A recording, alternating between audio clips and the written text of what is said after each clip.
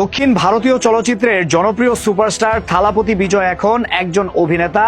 তিনি তামিল রাজনীতির সম্ভাব্য নতুন মুখ, যিনি সরাসরি ভারতের প্রধানমন্ত্রী নরেন্দ্র মোদী ও তার দল বিজেপিকে ফ্যাসিবাদী বলেই আক্রমণ করেছেন। বিজয়ের এই ঘোষণা শুধু একটি বক্তব্য নয়, বরং তামিল রাজনীতিতে এক নতুন শক্তির আগমনী বার্তা। 2026 সালের বিধানসভা নির্বাচনকে সামনে রেখে বিজয়ের এই হুঙ্কার তামিল রাজনীতিতে এক নতুন হিসাব নিকাশ তৈরি করেছে। এক অনুষ্ঠানে দাঁড়িয়ে বিজয় বলেন, আমাদের আদর্শগত শত্রু বিজেপি আর রাজনৈতিক প্রতিপক্ষ ডিএমকে। এই বক্তব্যে তিনি স্পষ্ট করে দেন যে তার রাজনীতি আদর্শ নির্ভর, যেখানে তিনি হিন্দুত্ববাদী রাজনীতিকে স্পষ্টভাবে প্রত্যাখ্যান করছেন। তার মতে তামিল মানুষ কখনোই বিজেপির মতো সাম্প্রদায়িক দলকে গ্রহণ করবে না। বিজেপির প্রতীকের সঙ্গে তুলনা করে বিজয় বলেন, পদ্মপাতা যেমন পানি ধরে রাখতে পারে না, তেমনি তামিলরাও বিজেপির সঙ্গে থাকবে না।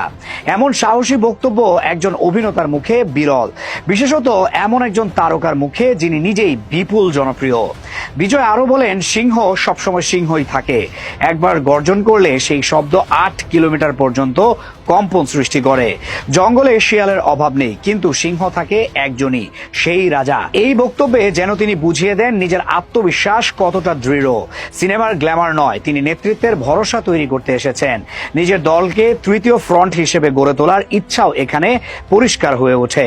বর্তমানে তামিল রাজনীতিতে ডিএমকে ও এআইএডিএমকে দুই শক্তিশালী দলের বাইরে আর কোনো বাস্তবসম্মত বিকল্প নেই। বিজয়ের চোখে এই শূন্যতাই বড় সুযোগ। রাজনৈতিক বিশ্লেষকদের মতে বিজয় এখন যে অবস্থান নিচ্ছেন তা কেবল হঠাৎ কোনো ঘোষণা নয়, বরং দীর্ঘ পরিকল্পনার অংশ হিসেবেই তাকে দেখা হচ্ছে। তিনি রাজনীতিতে পা রাখতে চান এমন গুঞ্জন চলছিল অনেক আগে থেকেই, এবার তা নিশ্চিত হলো। 2026 সালের তামিলনাড়ু বিধানসভা নির্বাচনকে সামনে রেখে বিজয়ের এই স্পষ্ট রাজনৈতিক অবস্থান রাজ্যে নতুন উত্তেজনার জন্ম দিয়েছে। ভারতের ইতিহাসে ফিল্ম তারকাদের রাজনীতিতে আসা নতুন নয়। অন্ধ্রপ্রদেশে এন.টি. রামারাও, তামিলে এমজিআর ও জয়ললিতা সবাই অভিনয় থেকে রাজনীতিতে এসে মুখ্যমন্ত্রী পর্যন্ত হয়েছিলেন। এমনকি বর্তমান সময়ে কমল হাসানও রাজনৈতিক দল গড়ে রাজনৈতিক লড়াই করছেন। সেই তালিকায় এখন যোগ হলো থালাপতি বিজয়ের নাম। তবে বিজয়ের যাত্রা একটু আলাদা। তিনি শুধু নিজের জনপ্রিয়তাকে কাজে লাগাতে চাইছেন না, তিনি আদর্শ, নেতৃত্ব আর মানুষকে ভিন্ন কিছু দেওয়ার প্রত্যয় নিয়েই রাজনীতির মাঠে নামছেন।